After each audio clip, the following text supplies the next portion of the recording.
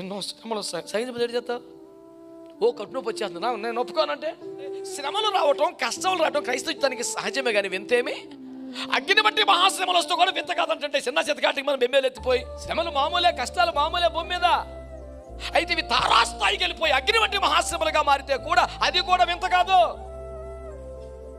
మరి ఏమండి, సత్యంగా బతికినందుకు, నీతిగా బతికినందుకు, అబద్ధం ఆడినందుకు, మోసం చేయనందుకు, పాపులతో కలవనందుకు, దుస్తుల సాంగత్యం చేయనందుకు, వ్యభిచారులతో పొందు చేయనందుకు, ఉత్తమమైన దాన్ని ఏర్పరచుకున్నందుకే వాళ్ళు విరోధులై నిన్ను బాధలు పెడుతుంటే నువ్వు ధన్యుడివి. ఒక్క పాయింట్ మీద పరలోకి వెళ్ళిపోతావు అన్నాడు. ఓకేనా?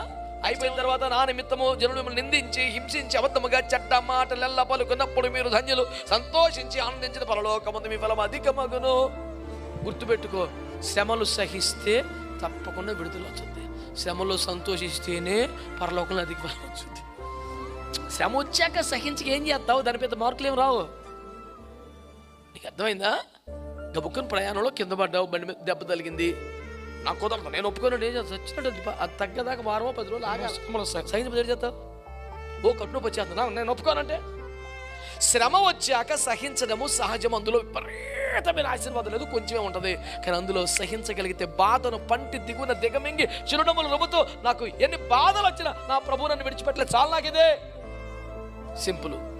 పేతురు చెరలో ఉన్నాడు, పౌలు చెరలో ఉన్నాడు. పేతురు పడుకున్నాడు, ఒక్కడే బయటకు వచ్చాడు. పౌలు పాటలు పాడాడు, మొత్తం బయట తీసాడు. సింపుల్ సూత్రం. సహిస్తే నీకే, స్తుతిస్తే ఇంకా చాలా మందికి.